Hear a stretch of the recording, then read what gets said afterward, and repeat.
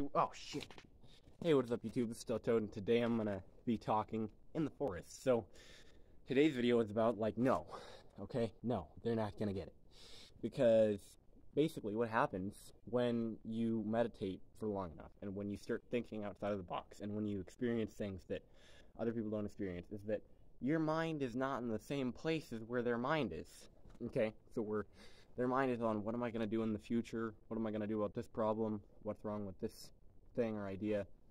Your mind is somewhere else. It's in an abstract spot that takes a lot of work to even really describe where you're at mentally. I just wanted to get that out of the way. It's dead anyway. Okay? So first of all, think about that once your thoughts get abstract enough. Oh my god, I saw a bird. Once your thoughts get abstract enough, first of all, how are you even going to describe them to somebody else? Okay?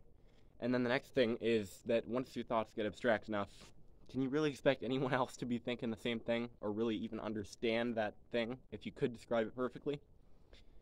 So, what do you do when you don't have anything left to say to anybody? Well, first of all, you can just not say anything and just listen to what they have to say.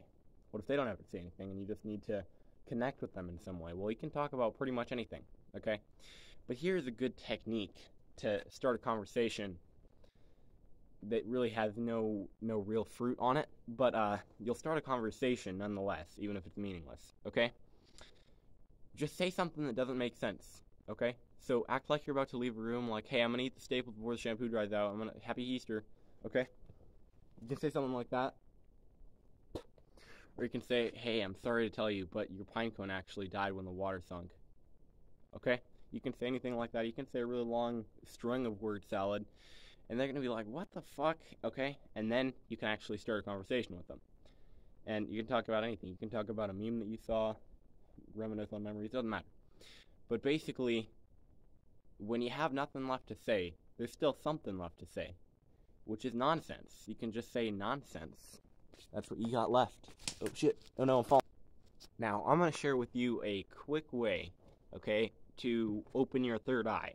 Okay, if you can't see anything ethereally, if you have a closed off third eye, okay, this is a good way to start opening it, okay?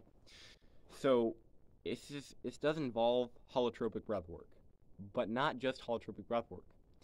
It also involves looking at the sky and looking at the ground, okay? So you're going to go outside into a nice spot, sort of like this, under a tree or something, and you're just going to start doing the holotropic breath work. And now I have other videos about how to do that specifically, but start doing the holotropic breath work. And now holotropic, not Wim Hof, not breath of fire, but holotropic breathing. Start doing it, and after about 15 minutes, which is a lot of holotropic breath work, okay? After about 15 minutes, okay, look at the sky. And you're going to notice that at this point you can actually see some patterns in the sky, or some squares, some lines maybe, or maybe some circles, whatever is in the sky in your area, okay? You're going to notice that you can see something in the sky though. And that is you seeing ethereally.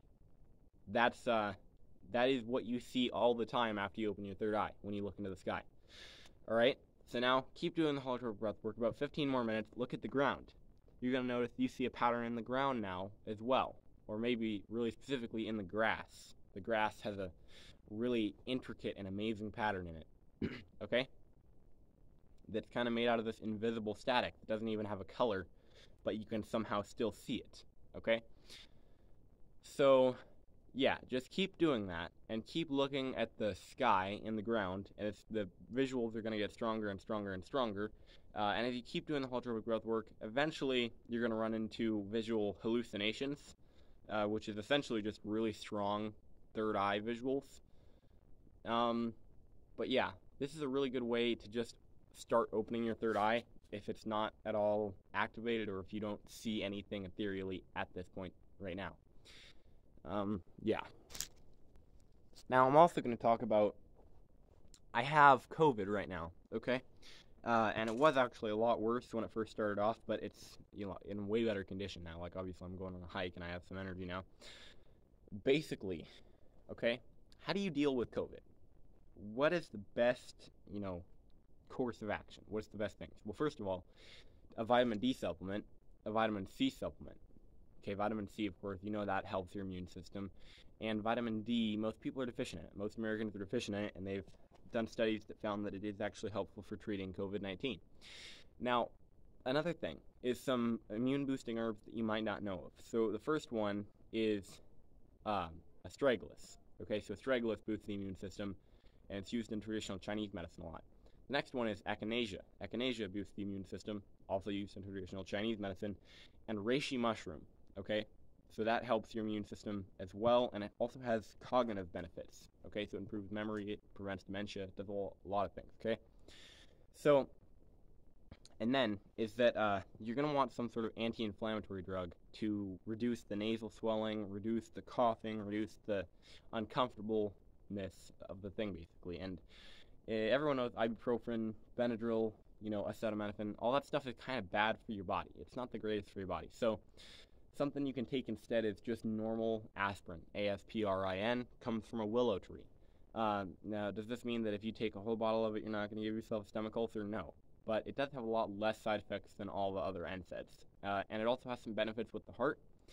And I think it works just fine for reducing the inflammation from COVID-19. Now, what's another thing?